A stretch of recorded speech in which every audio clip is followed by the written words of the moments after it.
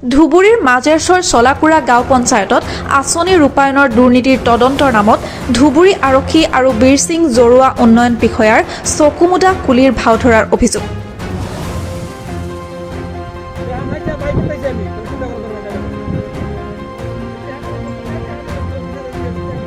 ধুবুৰীৰ মাজেশ্বৰ চলাকুৰা পঞ্চায়তত আঁচনি ৰূপায়ণৰ নামত কোটি টকীয়া দুৰ্নীতিৰ বিৰুদ্ধে কিছুদিন পূৰ্বে স্থানীয় ৰাইজে এখন এজাহাৰ দাখিল কৰিছিল পঞ্চায়ত সচিব আৰু সভাপতিৰ বিৰুদ্ধে। সেই সংক্ৰান্তত বিভিন্ন সংবাদ মাধ্যমত ধাৰাবাহিকভাৱে বাতৰি সম্প্ৰচাৰিত হৈছিল যদিও আৰক্ষীয়ে আজিলৈকে কোনো ধৰণৰ ব্যৱস্থা গ্ৰহণ নকৰি অভিযুক্তক ৰক্ষণাবেক্ষণ দিয়াৰ অভিযোগ উত্থাপন কৰিছে স্থানীয় অভিযোগকাৰীয়ে। পঞ্চায়তখনত পথ নিৰ্মাণ, বক্স কালভাৰ্ট, জিৰণি চৰা, সমূহীয়া ভৱন আদি বিভিন্ন আঁচনি ৰূপায়ণৰ ক্ষেত্ৰত এক প্ৰকাৰ লুণ্ঠন ৰাজ চলিছে। উক্ত গাঁৱৰ আব্দুল মান্নান নামৰ লোকজনে জিলা আৰক্ষী অধীক্ষকৰ জৰিয়তে অসম চৰকাৰৰ দুৰ্নীতি নিবাৰক শাখালৈ এখন অভিযোগ দাখিল কৰিছে। ইফালে আৰক্ষীয়ে উক্ত এজাহাৰৰ ভিত্তিত 1947/20 নম্বৰত এখন গোচৰ পঞ্জীয়ন কৰিছে। যদিও তদন্তৰ দায়িত্বত থকা আৰক্ষী জাকিৰ হুছেইনে সঠিক তদন্ত নকৰি অভিযুক্তক ৰক্ষণাবেক্ষণ দি আছে বুলি এক গুৰুতৰ অভিযোগ উত্থাপন কৰিছে অভিযোগকাৰীয়ে। আনহাতে এই সংক্ৰান্তত বীৰসিং জৰুৱা উন্নয়ন খণ্ড বিষয়াও কিয় চকুমুদা কুলিৰ ভাও ধৰি নিমাত হৈ আছে, আজিলৈকে কিয় সচিব, সভাপতি আৰু কনষ্ট্ৰাকশ্যন কমিটিৰ অধ্যক্ষক মাতি আনি সোধপোছ কৰাৰো সাহস নহল, সেয়াও এক ৰহস্যময় বিষয় হৈ পৰিছে। তেন্তে এয়াই নেকি শাসনাধীষ্ঠ বিজেপি চৰকাৰৰ দুৰ্নীতিৰ বিৰুদ্ধে শূন্য সহনশীলতাৰ কথা কোৱা শ্লোগানৰ নমুনা? এতিয়া আমাৰ এই প্ৰতিবেদন চোৱাৰ পিছত অসম চৰকাৰৰ তথা ধুবুৰী আৰক্ষীয়ে কি ব্যৱস্থা গ্ৰহণ কৰিব সেয়া হ'ব লক্ষণীয়। উন্নয়ন খণ্ডৰ মাজেশ্বৰ গাঁও পঞ্চায়তৰ এটা ছেক্ৰেটাৰীৰ নামত কেছ কৰিছিলোঁ আৰু কেইবাগৰাকী আছিলে তাৰ লগত। কিন্তু সেই কেছৰ এনকুৱাৰীৰ পুলিচজনে ASI জাকিৰ হুছেইনজনে গাফিলতিৰ কাৰণে আসামীবিলাক এমন অকৰ্মা পুলিচ বিষয়াজনে SI জাকিৰ হুছেইনে ইমান অকৰ্মা মানুহ তাক লৈ আহি যে সোধপোছ কৰিব তেখেতে সেইটোও নোৱাৰিব। আমাৰ SP মহোদয়ে কিমান কাম কৰিব, ইমান ধুনীয়া কাম কৰি আছে, সময়ৰ অভাৱত সেইখিনি হয়তো কৰিব পৰা নাই। কিন্তু তাৰ এতিয়া কামখিনি বন্ধ হৈ আছে না? এতিয়া ওই জাকিৰ হুছেইনৰ নেতৃত্বত ASI জাকিৰ হুছেইনৰ নেতৃত্বত কামখিনি হৈ আছে। তো ইমান দিনৰ পিছতো 1 মাহ অতিক্ৰম হৈ গ'ল, কিন্তু ইমান দিনৰ পিছতো আসামীজনক ঘৰৰ পৰা মাতি আনি সোধপোছ কৰিবৰ কাৰণে সাহস নাপালে সেই আয়োজনে। ডিপাৰ্টমেণ্টেলভাৱে আমি গোটেইখিনি আমি প্ৰচেছ কৰিছোঁ, কিন্তু আজিলৈকে বীৰসিং জৰুৱা উন্নয়ন খণ্ডৰ BDO চাহাবে 1 মাহ অতিক্ৰম কৰা ছেক্ৰেটাৰীজনৰ BDOজনে সাহস নাপালে তাক এটা মাতি আনি কিহৰ কাৰণে অফিচত নাহে সোধপোছ কৰাৰ কাৰণে BDOজনে সাহস নহ'লে।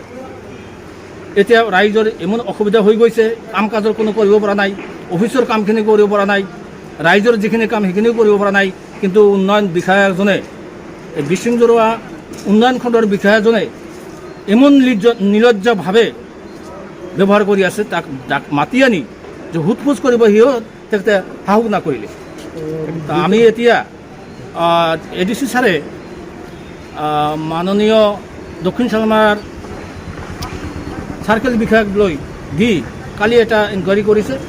আমি সুখী হৈছোঁ, আশা কৰি আছোঁ সেই এনকুৱাৰী ৰিপৰ্টটো ভাল আহিব আৰু সেই এনকুৱাৰী ৰিপৰ্টটো অহাৰ পিছত আমি আশা কৰি আছোঁ সেই এনকুৱাৰী ৰিপৰ্টটো এনেকৈ ওলাব, ৰাইজৰ পক্ষত ওলাব, আমি এইটো আশা কৰি আছোঁ।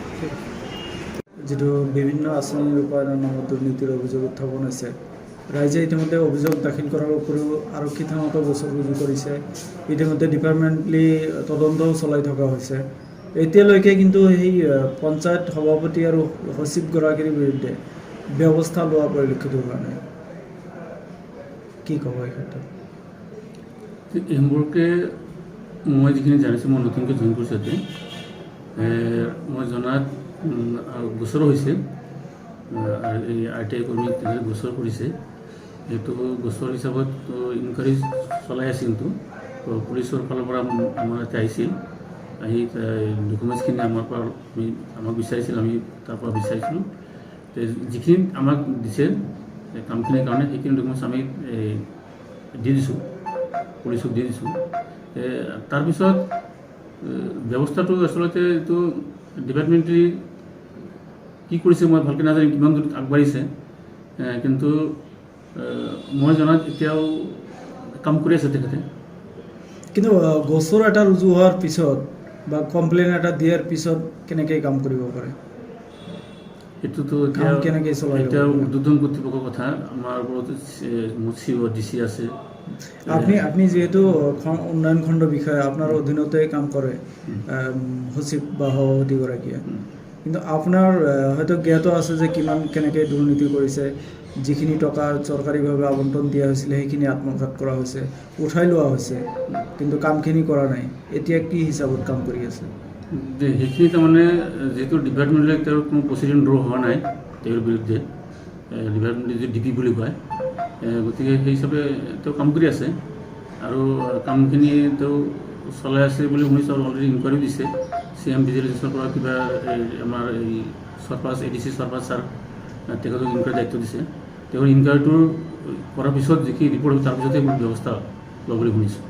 ব্লকৰ ফালৰ পৰা, আপোনাৰ ফালৰ পৰা? আমাৰ ফালৰ পৰা তেনেকুৱা ব্যৱস্থা আমাৰ কৰিবলগীয়া আমাৰ নাই, যিটো ইনকুৱাৰী হৈছে আমাৰ ইনকুৱাৰী ওপৰত আমি নহয়, গতিকে ওপৰৰ পৰা ইনকুৱাৰী দিছে আৰু DC ছাৰক তাৰমানে এইটো তেখেতক ইনকুৱাৰী দায়িত্ব দিছে। এদিন DC ছাৰে মোক ফোন কৰিছিল, প্ৰেচিডেণ্ট আৰু ছেক্ৰেটাৰীক মোক যোগাযোগ কৰি দিয়ক। মই হিচাপে তেখেতসকলক ফোন কৰি ফোনটো নধৰিলে পিছত কিবা কৰি ফোন নম্বৰ লৈ যোগাযোগ কৰি তেখেতসকলৰ লগত মই কৈছোঁ, ছাৰ মই কৈছোঁ আপোনালোক কৰিব। তাৰপিছত তেখেতে ফিল্ডত যোৱাৰ কথা, ফিল্ডত গৈছিলে, আমাক ৰিপৰ্ট আমি পোৱা নাই। ফিল্ডত গৈছিল ইতিমধ্যে যোৱাকালি? যোৱাকালি গৈছিল এতিয়া কি ৰিপৰ্ট তেখেতে দিয়ে তাৰপিছত ভিত্তি কৰি ডিপাৰ্টমেণ্টে ব্যৱস্থা ল'ব। মোৰতো তেওঁৰ ৰিপৰ্টটো DCক দিব, DC ছাৰে কি ব্যৱস্থা লয় বা কি ধৰণৰ ৰিপৰ্ট প্ৰতিপন্ন কৰে বা কি ধৰণৰ কি কৰে এইটো আচলতে কি দুৰ্নীতি হৈছিল বুলি তেনেকুৱা তথ্য পাইছে নেকি? মই তথ্য পোৱাত কালভাৰটো RTI ৰিপৰ্টটোত মানে RTI কাম কম কৰি তেওঁ গোটেইখিনি ফাণ্ড তেওঁলোকে উঠাইছিল, বেংকৰ বটক লোৱা বুলি কৈছিল। যিখিনি তথ্য তেওঁলোকে দিছে হেৰি কৰিছিল, অলৰেডি RTI কৰ্মীয়ে পাছবুক জেৰক্স কৰি লৈছে। এইখিনি কৰাৰ পিছত আচলতে তেওঁ যেতিয়া যিখিনি কাম পইচা ওলাইছিল বুলি কৈছে আপোনাৰ কনষ্ট্ৰাকশ্যন কমিটিয়ে, সেই পইচাখিনি কিন্তু আচলতে সময়মতে ইউজ কৰা নাছিল বুলি কৈছে এইটো। আৰু কিন্তু পিছত যেতিয়া আমি গম পাইছোঁ, মোৰ হোৱাটছআপত ফটো দিছিল কাম কমপ্লিট বুলি, কৰি আছে কাম, সেই পইচাৰে কামখিনি শেষ কৰিছে, কিন্তু হয়তো সময়মতে কামখিনি কৰা নাছিল।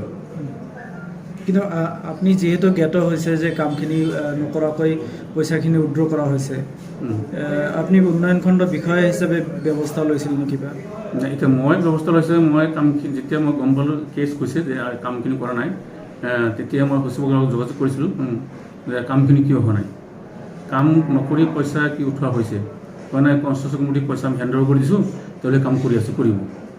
ঠিক আছে, কামটো সোনকালে শেষ কৰি দিয়ক। পিছত মোৰ এই ধুবুৰী থানাৰ পৰা OC আহিছিল, OC আহি কৈছে আপুনি ছাৰ কামটো বন্ধ কৰি দিব। কিন্তু মই তাক কামটো বন্ধ কৰি মই ফোন কৰি কৈছিলোঁ যে কামটো বন্ধ কৰক, OC পৰা ডিপাৰ্টমেণ্ট পুলিচৰ পৰা দেখিছে কাম হাততে বন্ধ ৰাখিব লাগে। কিন্তু আপুনি জনাইছিলে সেইটো বন্ধ কৰাৰ কথা? মই জনাইছোঁ, কিন্তু আপোনাৰ কথাও নামানি বৰ্তমানলৈকে কাম কৰিছে। কিন্তু কি ব্যৱস্থা ল'ব এই ক্ষেত্ৰত আপুনি? এতিয়া মই ব্যৱস্থা ল'ব যে মই এতিয়া যিটো আপোনাৰ কথা যিহেতু মানা নাই, আপুনি মুৰব্বী ব্লকৰ, যিটো ডিপাৰ্টমেণ্টেলি তেওঁৰ ওপৰত একশ্যন লোৱাৰ কাৰণে বা ইনকুৱাৰী দিছে, এতিয়া ইনকুৱাৰীৰ ওপৰত পিছত ব্যৱস্থা ল'ব। মই কৈছোঁ আপোনাৰ কথা যে মানা নাই, সেই ক্ষেত্ৰত আপোনাৰ নিৰ্দেশ নামানা সচিব বা সভাপতিগৰাকীৰ বিৰুদ্ধে ব্যৱস্থা ল'ব নে নাই আপুনি? ব্যৱস্থা ল'ব। মই ইতিমধ্যে সেইকাৰণে RTI আহিছিল, এতিয়া মই কৈছোঁ মই CSৰ লগত বহিম এতিয়া, যিহেতু এতিয়া কাম কি কৰিছে সেইটো বেলেগ কথা, কিন্তু তেওঁ এতিয়া এবচেণ্ট হৈ জিপিত এবচেণ্ট হৈ আছে বুলি কৈছে। জিপিত এবচেণ্ট আছে, জিপিত এবচেণ্ট হোৱাৰ বিষয়ে মই CSৰ লগত আলোচনা কৰিম, যে CO ছাৰে কি ধৰণে মোক নিৰ্দেশ দিয়ে সেইমতে কাম কৰিম। কিমান দিন হ'লে এবচেণ্ট হৈ আছে? এতিয়া এবচেণ্টটো মই আজি গম পালোঁ জিপিত যোৱা নাই বুলি RTI কৰিব ক'লে, আৰু এনেতো মই এতিয়া জিপিত মই নিজে যোৱা নাই। সেইটো কাৰণে CO ছাৰে DC ছাৰে মোক লগত নিয়াও নাই, বস্তু লগত গ'লে মই গ'লোঁ হয়। এতিয়া ইনকুৱাৰী যাক যে তেখেতৰ ইচ্ছা তাক লৈ যায়, মই ভাবিছোঁ ইনকুৱাৰীটো হোৱাৰ পিছত আমি যাম, আকৌ যাম।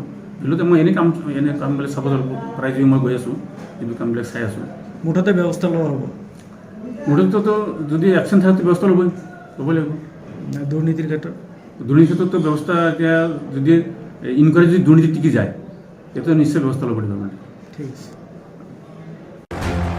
ধুবুৰীৰ পৰা ছয়িদুৰ ৰহমানৰ ৰিপৰ্ট অসম টুডে।